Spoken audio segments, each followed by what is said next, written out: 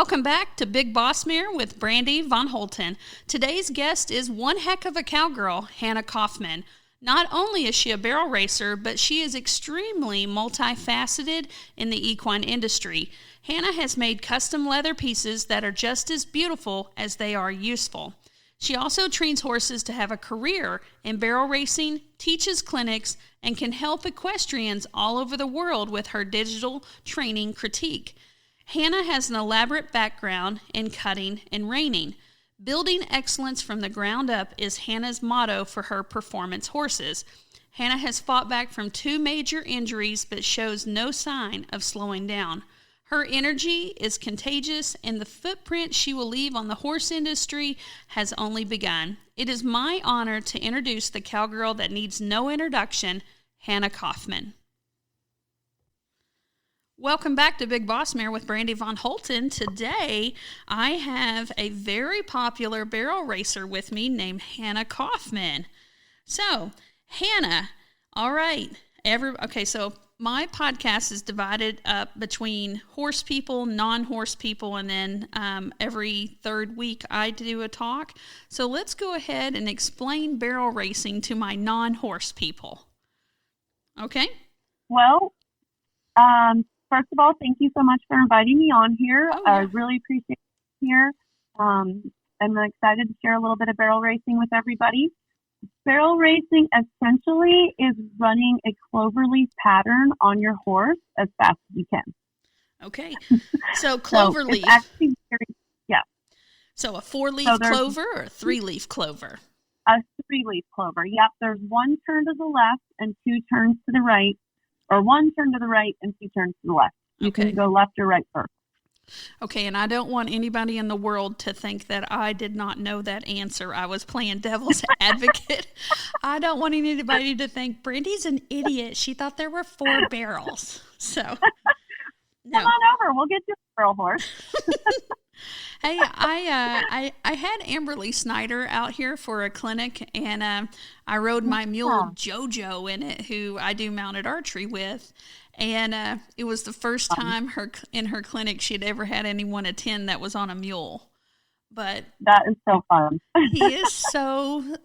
He's so pathetically slow, and that's why I've done well in mounted archery off of him, because as long as you're cantering, then it's okay in like their lower level.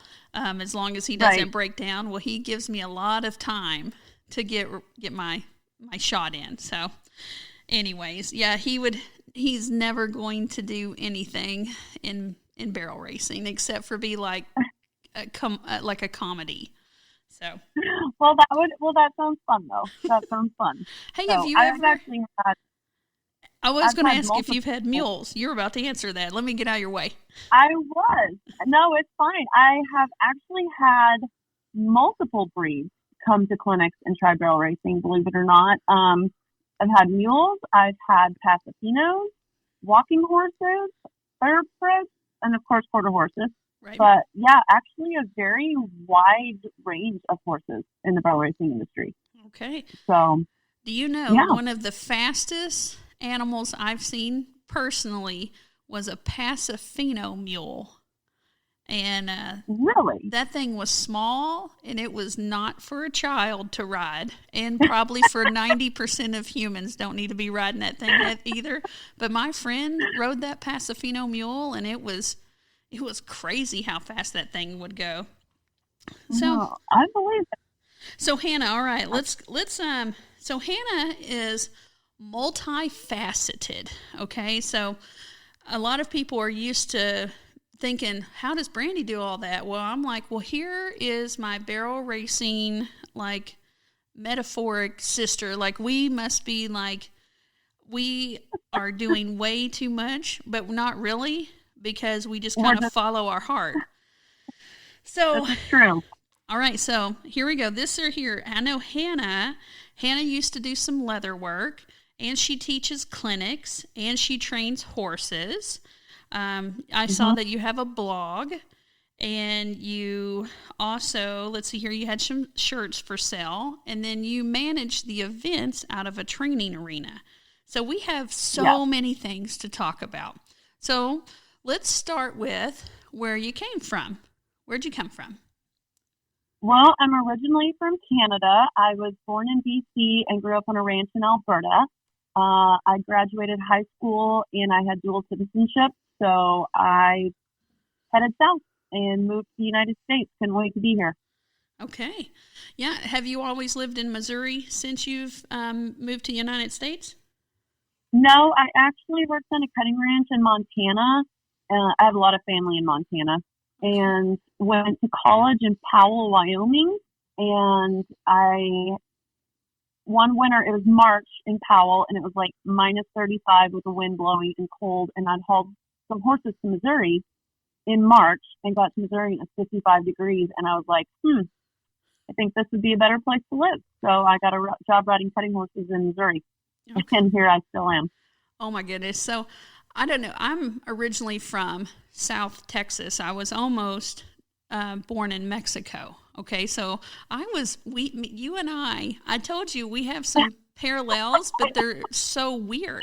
You do. Okay. But I was raised in Texas, and then for half of my childhood, and then the other half in Arkansas, and then chose between New Jersey and Missouri, and I ended up in Missouri. Oh, wow. So where I'm from, it doesn't, it's always just hot. Like, we didn't really have all 4 seasons, but in Missouri, girl, freaking winter. Same day. Oh my gosh, yes. All 4 in one day. Winter is freaking cold. Summer's freaking hot. Spring is freaking wet. And or we're going to get blown away by a tornado. And it's just like, and then fall is the golden time here, it feels like. But yeah. Anyways. No, Missouri. I still don't know how I ended up here, but I actually really like Missouri. I like being here. So yeah. I love it. I love it. I mean, like, I met my husband here now, so like I moved here, but he's the reason I stayed here. So, well, that's a good reason. Mm-hmm. Okay, so you have a background in cutting and reining, and what made you transition to barrel racing? Well, I actually got sick one year. I got mono when I was older, which, as you know, that's not usually a good thing. And so I wasn't allowed to ride for months because they were worried about my spleen, and I quit riding for a while. And when I got back into it, my very first Missouri friend, Stacey Fick, she rodeoed, and so I started riding again with her, and she was really big into the barrel horses. And so I was like, oh, well, I can help with that. Oh, I can fix that. Oh, I can do this with these barrel horses. And so I kind of transferred that horsemanship from reining, cutting, ranch work over into the barrel horse industry. And then I found the fraternity world, and I just fell in love, and here I am, and I plan to stay here. So that's kind of how I got into it, was my crazy rodeo friend. Oh my gosh. It's so weird how we end up somewhere and we didn't really set out for that, because a lot of time people are like, I'm going to become a famous barrel racer, and then that's like how they get there. And then you're kind of like, well, I had mono, and then I was hanging out with my rodeo friend, and then I was, and then I found this thing that I love, I started bringing horsemanship to these wild dragons that we ride. Oh my gosh. Okay, so with our trail facility, we get to see everything. And like, some people have made generalizations about some horse breeds and stuff.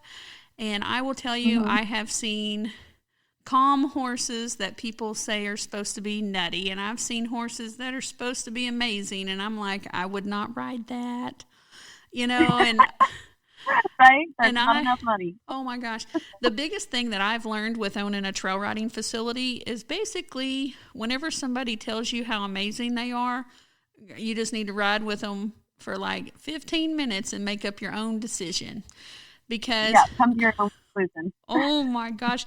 Well, we have a couple of rental horses, but I'm trying to cut that down, and I've had people tell me, I've rode so much and I've done so good, and then it turns out that they were taking lessons with somebody with a horse that anybody could ride, and they have like this inflated ability that does not exist.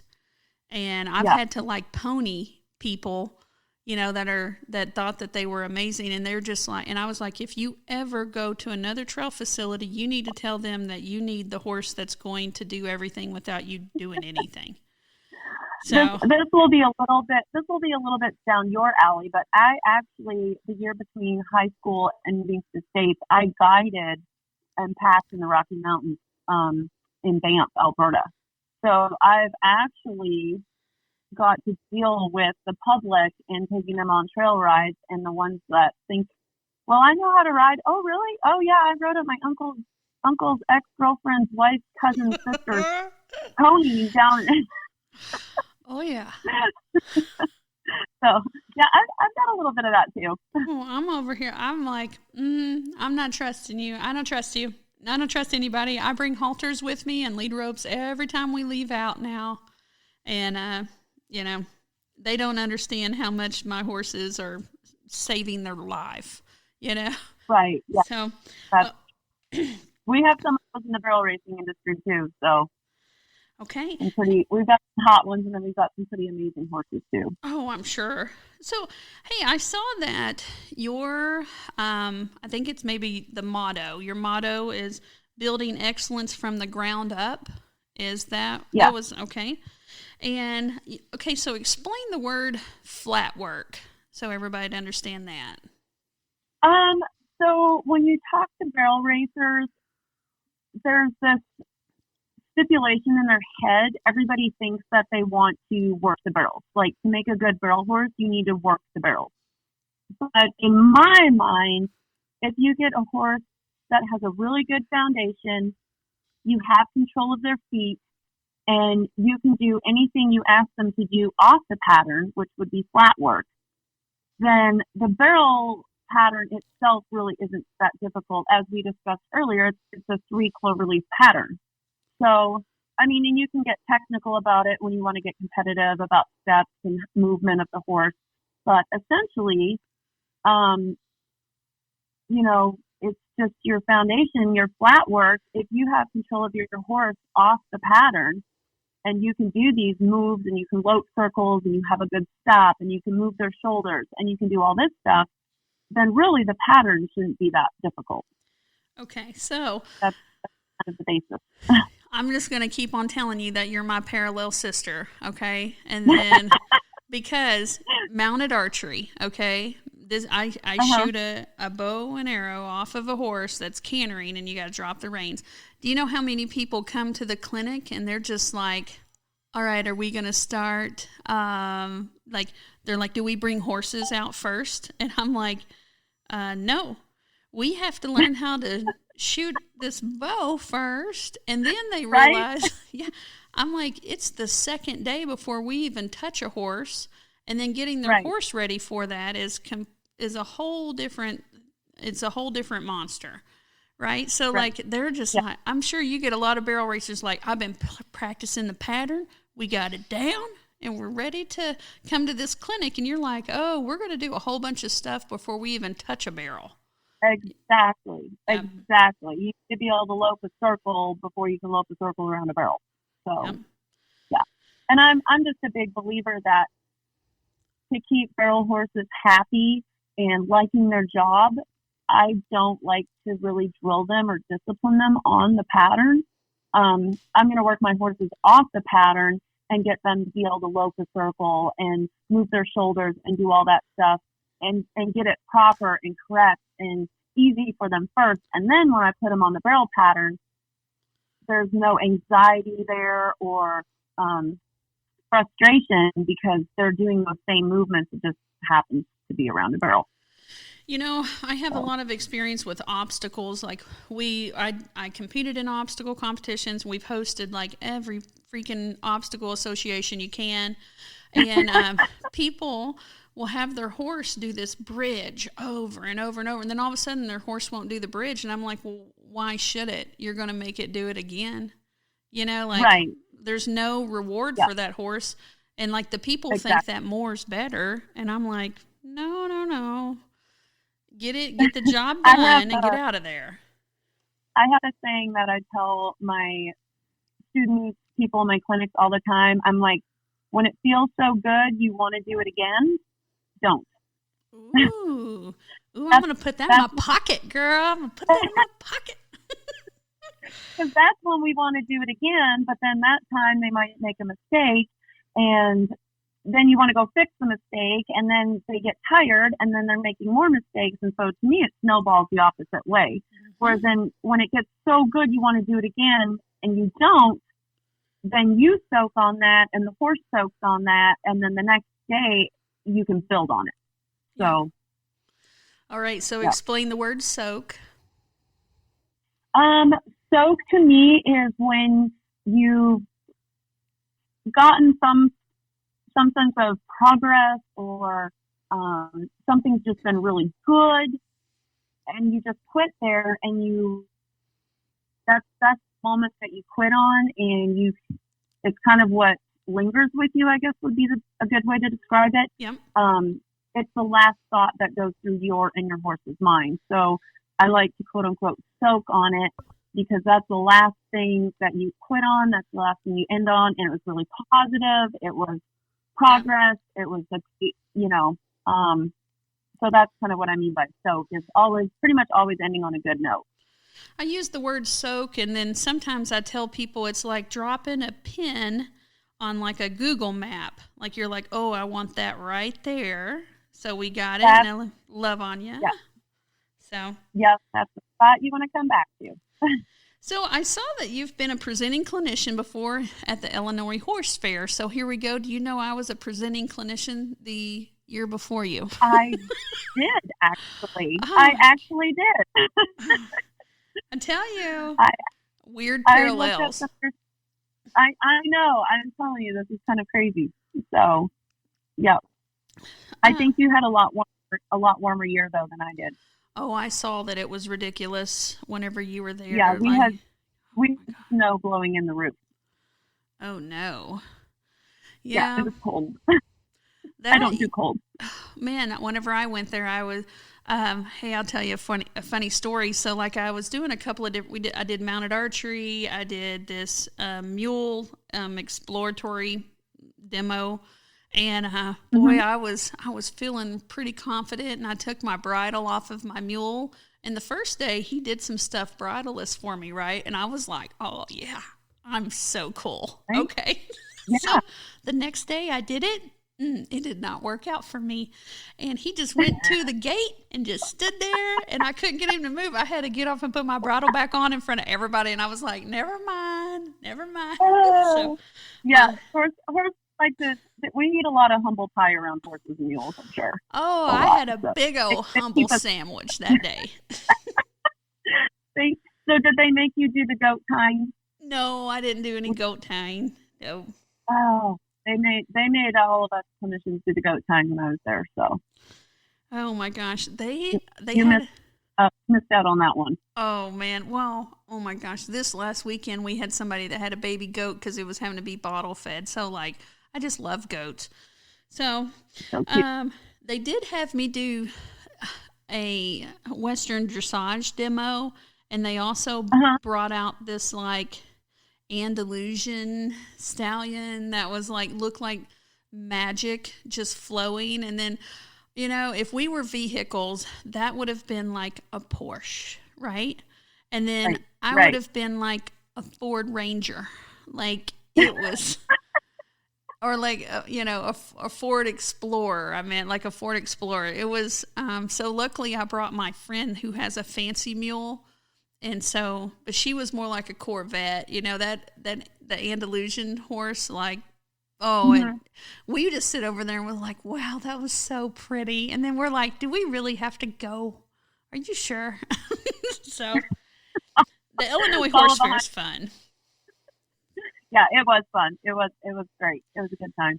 So, okay, so let's go into, man, if you could ever talk just 100% honest to a barrel racer, and you could be like, man, here is like the most common thing that you have to say or work on. Do you have any of those common things that you have to say repeatedly, and you're like, man, if somebody could just do this, it would change their life?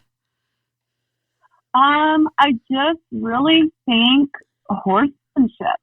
Um, horsemanship.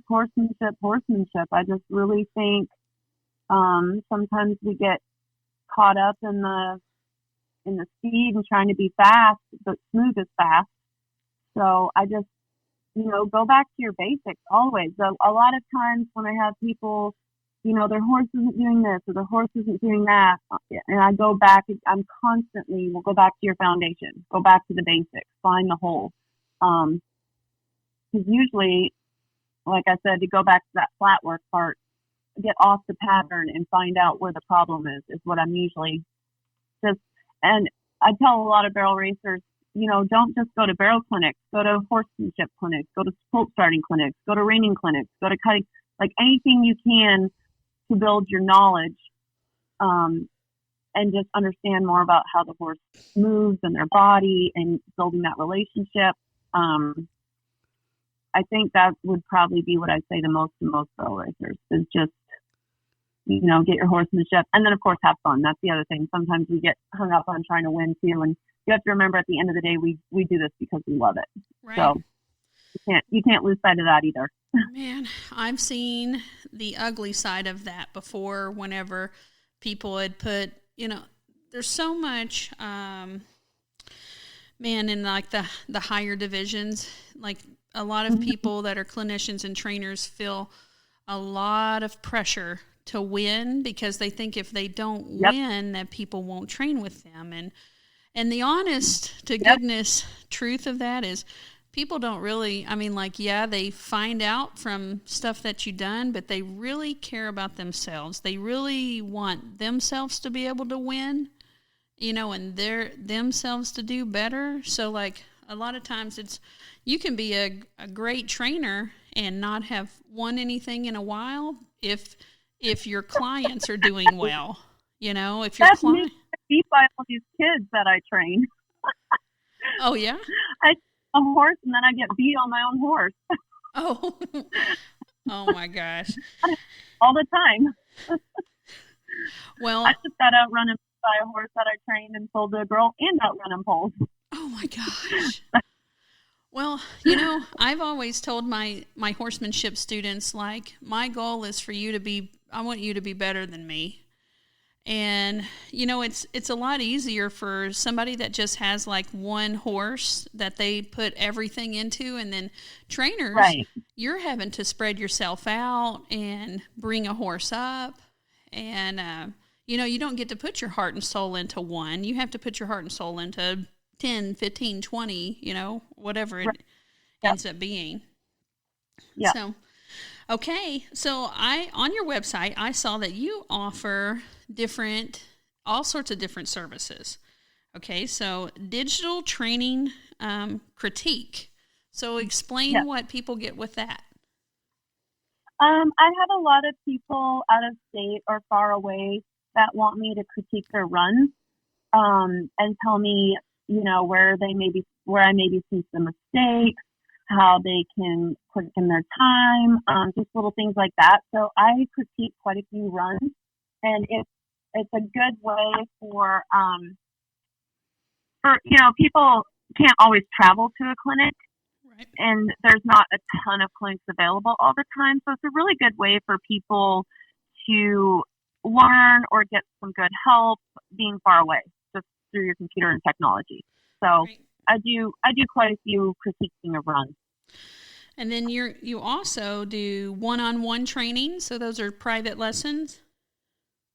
Yeah, once in a while, I have some people that can come either to my house or the arena, and I'll spend some one-on-one time with them and show them some drills, exercises, or really try and pinpoint, where they can make up time or what they could do a little different or change and stuff like that. So Once in a while. I don't do a lot of that, but once in a while.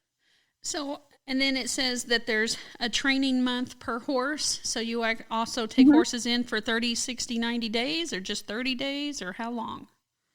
I don't usually do 30 days. The horses that I usually in are what I call career horses. They're either in for futurity training or they're in for a long term so that I can get them really solid and competitive. and then they can go on with their owner and win. So they have that really good, solid foundation, because things tend to fall apart. And if you have a foundation, then you can always go back to it.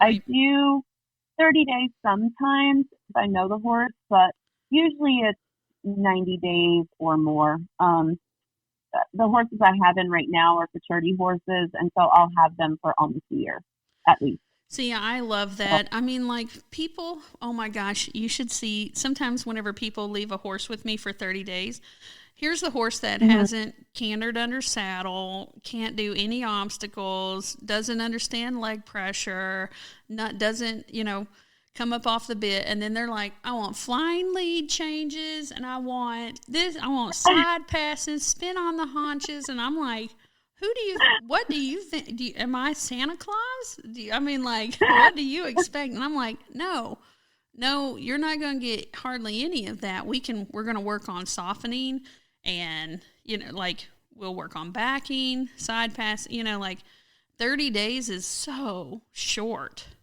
I mean, it is. And like I say, I really try to make what I call career horses, horses that are going to last, horses that are,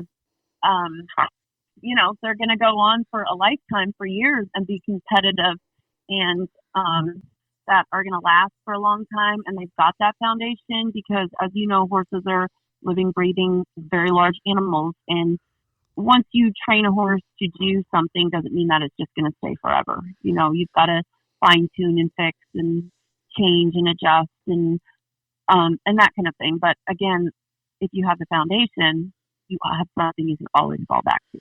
Well, so and you know what, I really like. You really like doing the longer trainings. Mm-hmm. Yep. What I have found is that a trainer is going to do some amazing things with this horse, and then get them set up where they know it and it's ingrained and they've got it. And then a lot of times when it goes back to their owner, well, the owner doesn't know how to ride like the trainer does. So then you've got to be able to train the rider to ride better. Yeah. And then they grow together. And I one time had a clinician say to me that there's like an old man and an old lady sitting around together, and the old lady hits the old man in the arm and says, "That's for not being a good lover." Okay, well then a couple of minutes later, the old man rolls up a newspaper and hits the woman in the arm with the rolled up newspaper and says, "Well, that's for knowing the difference." Okay, so these horses that get used to riding with like somebody that understands, pressure and going to ride with them, and then whenever they go back to their novice rider or intermediate or whatever, the horse is like, "Hello, I did what you asked me to. Get out of my mouth. Don't put that pressure there." So a lot of times those people need more training than what the horse does, but it's so good when the horse has that foundation. So then whenever the person does ride correctly, then the horse knows how to respond. So yeah, that's exactly it. So we kind of have a joke too that we kind of joke around that when I sell a horse, I'm part of the package. So because the horses that I train and I do sell like my own, or the horse that I haven't for a long time, I'm kind of like part of the package. Like I want them to come back to me because I know the horse, and I want them to go on and be successful. I don't want a horse that I've trained to go on and just crash and burn per se. I want them to go be successful. I want them to go on. So yeah, there's a lot of time spent with the owners afterwards for sure too, and sometimes for years after. So okay, I've got 3 of them in the apartment right now that I've adopted. So okay. Emma bought Heidi and Delaney bought Little Man. So tell me where you're training out of. Tell us about Reflection Arena. So Reflection Arena is in Festus, Missouri. It kind of just started out as a hobby arena to ride in. Dave does mounted shooting and stuff. And then it just grew, and it kept growing, and it keeps growing, and it keeps getting bigger. And we've got to cap it at some point because I don't think we can get much bigger. But we have all sorts of events, especially barrel racing, mainly barrel racing. And Dave has like the best ground in the Midwest probably for barrel racing. I mean, his ground's just exceptional.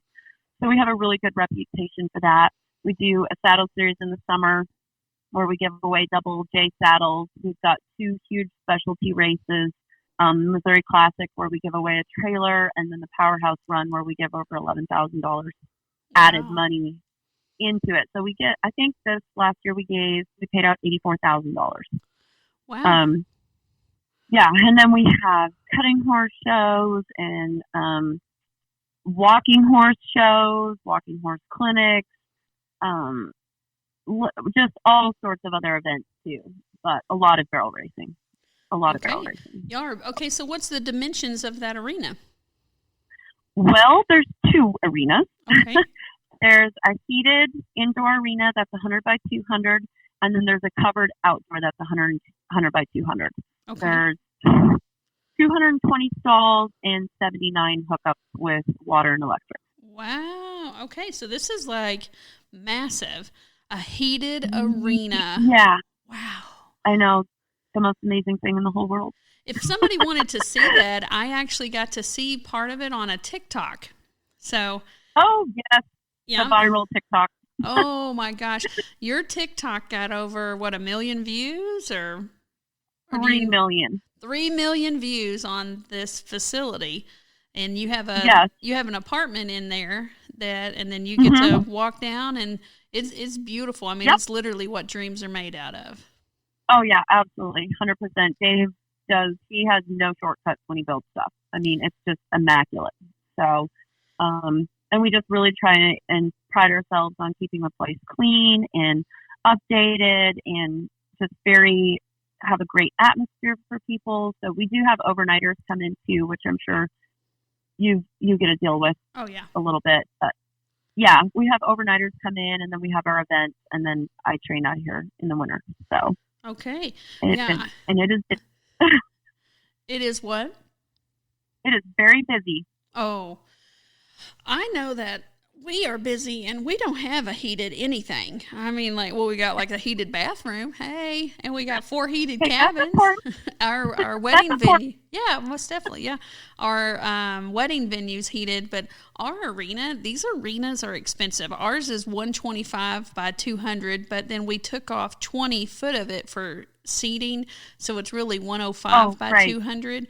But we could only afford the north wall. We're like, that's all y'all get is the north wall. You got a roof, and we want to add you got the important part. Well, we want to add the south wall and put maybe 4 or 5 garage doors, but our client are trail riders, and we do clinics and stuff here, but we don't have to. I mean, we have a down season, which is usually after Thanksgiving, and then our kickoff event is St. Patrick's Day.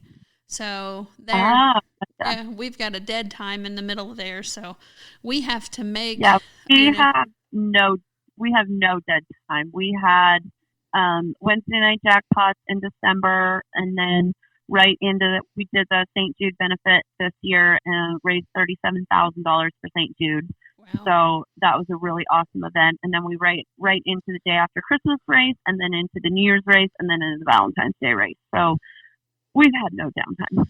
I couldn't imagine that, because my husband and I are we just the time that I'm recording this right now, we're in March when I'm recording this, but it'll probably be a month later whenever this airs. But we're already oh no, we didn't get everything done we needed to during the winter. And we're like, oh man, we needed just a little bit more time, and then we always have to, we're still building, our facility's just not done. Oh, it never ends. It never ends. Ever. Yeah. Whenever people say to me oh, it must be just a dream come true. And I'm all like, I am working nonstop. And I actually ride my horses less now that we own the trail riding facility than what I did before. And it's a lot of work.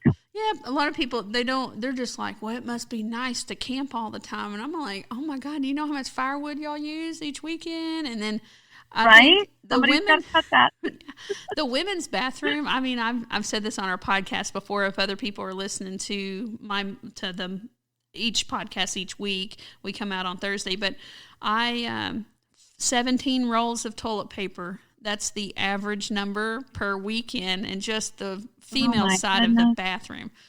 So Yeah. Dang.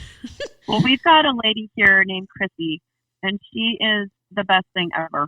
She's our cleaning lady, and she is the sweetest, happiest, best cleaning lady I've ever met in my life. And we don't have to tell her anything. She just shows up and does her job. Oh, my gosh. And she's amazing. We have... I don't know how many rolls of toilet paper, but I bet Chrissy could tell you. Oh, my gosh. It's just, I still have difficulty with buying in so much bulk. I mean, like, we've been around now for 7 years, but whenever I buy coffee cups or whenever I buy spoons, like last year, we went through over 2,000 spoons because we sell custom ice cream in here. And I'm like, what a weird thing to buy, you know? Like... I don't know, like, everybody thinks I'm just trail riding and being like, yeah, ha, suckers, when y'all are working. I'm over here like, oh, God. We joke around a lot, too, about the producing side of things. You know, there's not very many people are actually on the producing side of these equine events, and it's a whole different world. I mean, it is the things you think about at night, like spoons, how many spoons, or the number. I mean, it's just crazy to be on the producing side of these equine events. It's insane. Yeah. So. Well, I know that a lot of people don't understand, like whenever I bring in clinicians, like I've got to make sure some clinicians, I have to pay them a set amount no matter how many people show up. Some clinicians rent the facility. You know, like they'll be like, hey, I'm not coming. I just thought I'd call you 3 days before so you can open my spot up. And I'm like, oh my gosh, I've defended your spot for the last 8 months. Right? You're not getting your deposit back because you just cost me money. You know, like that's the way it's just got to be. That's why you take deposits, though. So. Oh yeah. People don't. They think that a lot of times people they come to our place because they're on vacation, so they think that we're on vacation, and I'm over here like. I'm so tired. Like, I've watched the first 15 minutes of so many movies because then I'm asleep as soon as I sit still long enough. But, okay, so... Yeah, sleep becomes a precious commodity. Hey, so they can find... If people wanted to find you, and we're not done with this interview by any means, but I want to say it now and then say it later. But where can they find you on TikTok? That's a really good question. I don't even know what my TikTok is. I think it's Hannah Bell is what I think that I see a lot. It's a translate. Let me look up. It is, Hannah Bell 1212. Hannah Bell. Okay, so what's up with that? Hannah Bell, is that your middle name? No, it's not my middle name. It's just a nickname I got in college, and it's my email address, and it just had stuck? Enough letters. Okay. Yeah, and it just stuck. So I wouldn't tell people in college what my middle name was, and so they just started calling me Hannah Bell. Hannah Bell. It stuck. So okay. I have no idea. The weirdest story ever. It has nothing behind it. Well, that makes it really easy for people to find you. Oh, my God. Yeah, nothing too crazy. So, Hannah, you start with the H and you end with the H, and then Bell is backwards B-E. and forwards. Backwards and forwards, and then BELLE, and then 1212. Correct. And then your email, if they needed to email you, they can look on your website. So what is your website? It's hannahkaufman.com. Okay. Really simple. Hannah Kaufman. Do you know whenever I Googled Hannah Kaufman, I had to put in Hannah Kaufman barrel racer because apparently there's some famous actress also named Hannah Kaufman. So really? I didn't know that. Yeah. Okay, Hannah Kaufman barrel racer it is. Yeah. I'm in the process of building my webpage, and I actually have a webpage designer hired that can make my webpage better and more functional, but that is definitely not one of my strong suits. I really, really struggle with that. So, girl, are you talking about your current website not being good enough? Because your current website looked pretty freaking good. Oh, you hate it? I think it's not to par. Okay. My brain thinks of all these things that should happen, and I don't have time to do it. So I'm hiring somebody else to do it because I keep thinking of all these things that I want to get out there, and I just don't have time to do it. So I'm hoping it will be even better in about 6 months. Okay. Well, between now and then, if people are listening to this at the beginning of 2021, her website that she does not like is beautiful. I mean, it is beautiful because but I look at a lot of trail riding facility websites and so those are not, a lot of people that own trail facilities are older. So they're just like, get the website done. We just leave it alone for 18 years, So, right, never changing. Oh, yeah. I change mine I can do the graphics. Yeah. I can do the graphics. I just don't do the actual nuts and bolts of the website. So. Okay. Yeah, I know but I've got more ideas. Well, on your website, I mean, it did have your blog was on there. You had shirts, which I love. I did okay, here we go, parallels again. But I trademarked the term Big Boss Mare, and then I saw you have a shirt that says "Be the Boss," and I'm like, oh my God, what the heck? Hannah and I are going to have to spend time together. We are, definitely. Well, I do clinics all the time, and I hear this all the time. My horse won't do it. And I'm like, well, who's the boss? You are the horse. Yep. You need to be the boss. So that's where the shirt came from. Man, because I have people all the time, my horse won't do it. Well, then make him do it. Like, stop whining and put his feet over here. Yeah. I'm like, who's the boss? Yeah. Who feeds who? Who feeds who? Yeah, exactly. Exactly. Mm-hmm. So, yeah, that's where that came from. Well, and with the Big Boss Mare, I have like a female leadership book coming out, and then I have a Big Boss Mare goal setting group that's a subscription-based business, but then every day I check in on them, and then I have the podcast, but I talk about it's not the size of the mare, it's the size of the boss. So I love it. In our herd, our smallest horse, that thing she's pure evil. And people are like, "Are you wanting to?" She's not a pony. She's just a short quarter horse, but she don't know it. Right. Like my fight name was Glamour with the Hammer because I used to do professional fighting, and I named her Glamour with the Hammer. And a lot of people are like, "You going to train that out of her?" And I'm like, I kind of don't want to because it's so useful whenever. Because she's mean. She's mean, but it's useful. And she's not mean to me because she knows that I'm alpha. You're the big boss. Yeah, yep. I'm the Big Boss Mare. Exactly. She gets to be the Big Boss Mare almost with me. Exactly. But do you know our largest animal? I've got a Tennessee Walker mule that's not gated, and she's just the sweetest little love bug. And I'm literally having to work with her about being afraid of her own shadow. Whenever I'm on her and the sun's behind us and she sees her shadow and it's with us, the other day she moved her ear and she dropped 90'd me, and I'm like, you are 16'1" and you are afraid of your shadow. Literally scared of her shadow. Literally. I take some of my youth riders with me out on the trail. And I ride Coco is that big mule's name, just so they can watch me deal with her spooking and stuff because she spooks at the dumbest stuff. And they're like, why is she like? Well, she's never been a leader. The people that had her before, I think she was probably not in the front as much, Mm-hmm. I don't know. But anyways. No, just like that, though. Oh, okay. And then you also have shirts that says, life is like barrel racing. Keep forward motion. Yep. So with you keeping forward motion, I mean, a lot of people, if they've been following you on Facebook or following you on TikTok or Instagram, girl, you've went through some stuff. I went through a lot of. You went through some stuff.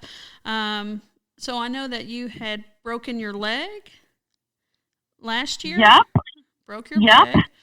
And then I think I saw in a video where you were beginning to rubber band your foot in, but you're not going to do that anymore because you couldn't get out of something. I'm speaking. Well, what happened there? Yeah, well, my leg was broken, but I was trying to get back into running again, but my horses are too fast for me to keep up with them because my leg was broken. But I was still trying to get these client horses up and going, so I thought I would rubber band my feet so that I could keep my feet in the turn. And that horse, she's 3 She was just trying really hard, and she just got really low and couldn't get back up, and she went down.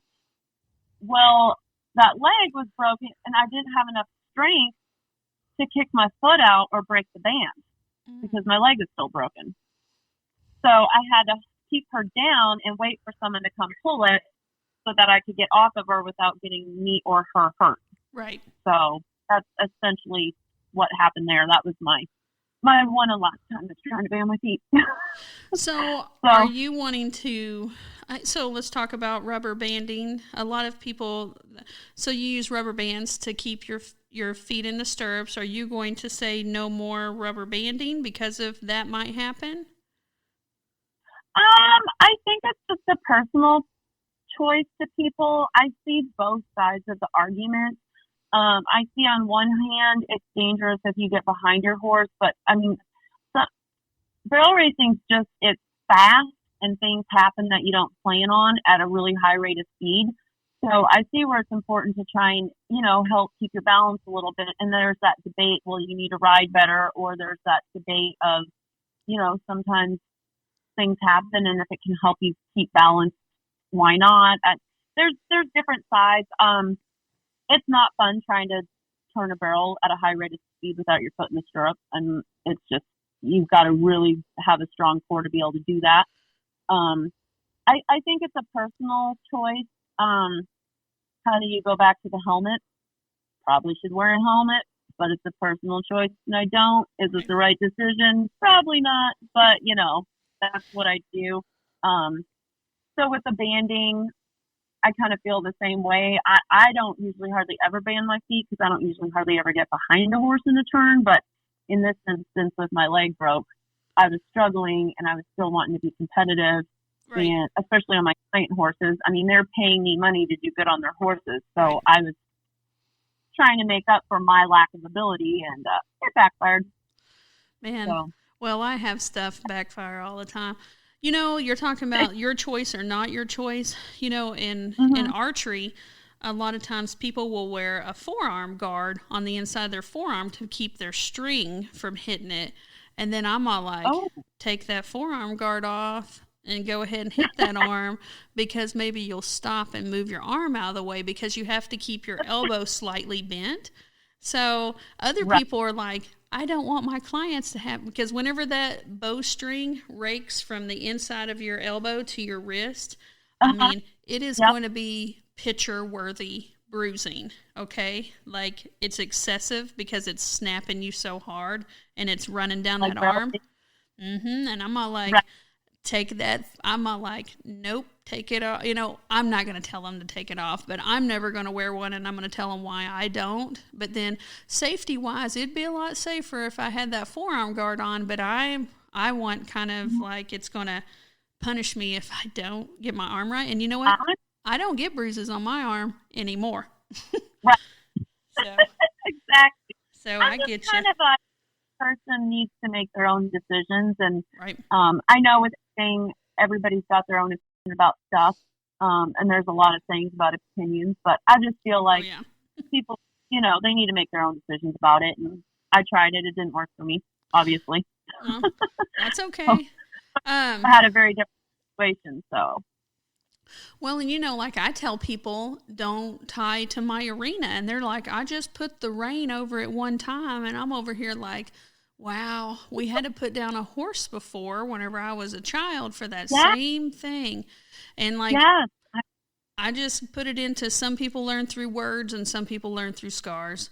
And well, we squats around here. So if I catch anybody with it tied up, I make them do squats. Oh, yeah. Okay. So you had that. So is the leg, repaired? Are you? I gave up. You gave up on the leg? I gave up on the leg. Oh. I haven't been back to a doctor. I gave up. I finally saw a specialist in St. Louis, and the first doctor messed it up so bad. He said there's really nothing he could do for another 8 to 10 months and make sure the leg is healed, and then he could go back in, re-break it, plate it, pin it, whatever. But at this point, I'm just like, okay, carry on. I just got the shivers up my spine. Like, re-break it? What did you, girl? So yeah. Properly, to actually fix it properly, he'd have to go in and re-break it and shave it and put it back together. So, and he said if it doesn't bother me enough to do that, then don't worry about it. And if it does, we'll cross that bridge when we get there. So, well, yeah. Here we go. Our next parallel, you talk about needing, might have to re-break something. I've got 4 plates and 14 screws in my face, and if it ever gets refixed, they're going to have to go back in and re-break part of my face and fix that. But I'm just not going to let that happen unless I have to, unless I'm medically forced to. But I have a lot of issues. If you've ever been around me, like even if I'm all dressed up and looking cute and everything, I'm still gross because they cut through my sinus cavities and I have I have mucus issues. And so if you ever get to be around me, there's going to be if you're around me for a long amount of time, there's going to be some unsexy moments, and it's just what it is. Okay, I'm dealing with stuff. Parallel. For sure. Parallel, yeah, because you just broke your face and you now have you got plates and screws in your face now? Yep, I do. Yep. And people think that this is easy. They think that... I've rode horses my whole life. I had my first client horse when I was 14, and I have never been seriously injured on or by a horse until this last year. Dang. It's just been... So and they unleashed some fury on you. I seen the video that where your face got injured, and you can't tell. I mean, she's still beautiful. Hannah looks great. Everything's looking great there. I mean, it's not like you. I don't want anybody to be like, I want to know what her face looks like. It looks like a normal face. She's got stuff going on underneath it. Yeah, but when I seen the horse, everything was fine, and then everything was not fine. You hit the ground, and I'm sure other people, it was the fact that you broke your face, or you could have just gotten up and been like, well, that sucked, and then gotten back on. It's just the way that you landed, I guess, that got you. Yeah, my face hit the saddle, so I would not have got back on it, though. I would have sent it home. Oh, my God. It got... Face on the saddle. You just said your face on your saddle. Oh my gosh. Yes, that's what broke it. Yeah. So quite the impact. Yeah, I hate that happened to you. And so what does that mean? Like, how's your healing up of your face going? So my face looks fine. They actually went in what they call the crow's foot of the eye on the side of the eye to do surgery. So you really can't see anything unless you look. I've got most of my vision back. I'm still down low into the outer peripheral isn't great, but it's slowly getting better every day now. So there's hope that I'll get pretty close to a full recovery, if not a full recovery. Does that impact your future of what you've been doing in the past? Yes and no. I usually have a rule when a horse gets dropped off. I want to see the owner ride it first, and I let it slide this time, and it got me. So okay. I just really need to stick to my stipulations and, my gut. Go with your gut feeling always. And sometimes you just can't be nice. You need to just put your foot down and stick to your guns about stuff. So that was a hard lesson learned for me. As our business has been growing and growing, and I've made so many mistakes, and but I don't view them as mistakes. I just view them as learning opportunities, because I've gotten, education's never free, and sometimes I've had to pay money, and sometimes I've had to pay with some scars or some mental wear and tear. But education's never free, and you and I are just getting smarter and smarter. That's how we're going to look at it. Yep, exactly. So I've never... I'm sorry, go ahead. Yeah. Well, I wouldn't really change too much other than just, I have certain guidelines and protocols, and I know better. I just need to stick with them. That's, end of story. So. Right. Go with your gut. Go with your gut. Always. Man, my gut has saved me from some stuff. Oh, my gosh. Mm-hmm. But, I've never had so many parallels with some, like, we don't host barrel racing here. I mean, I'll have clinicians come in and stuff. Right. But it's so weird to have so many parallels with someone that we're both in the horse world, but like completely different areas, doing completely different things. Mm-hmm. Yep. Completely different areas. All right. Okay, so Hannah, tell them again how they can find you, and before we wrap it up here, how can they find you, and then y'all have got to go watch her TikTok stuff. I'll try and post some more TikToks. I'm so bad at that. I haven't figured out TikTok yet. I just post some stuff and it goes viral. I don't know why, but I guess that's the whole point of TikTok. Oh my God, anyway. Hannah. So hold on 1 second. TikTok, okay? So with me, I'm chubby. If people haven't met me yet, just go find any picture, and I'm big girl, okay? Well, like I posted an archery video. That's my largest one. And somebody tried to roast me because they saw my side view. Well, I got a big old tum-tum, right? And they were like, apparently you need to practice more than archery. And then I was like, apparently your mama should have practiced safe sex. So that's what I said to that one person, like, roast. Okay.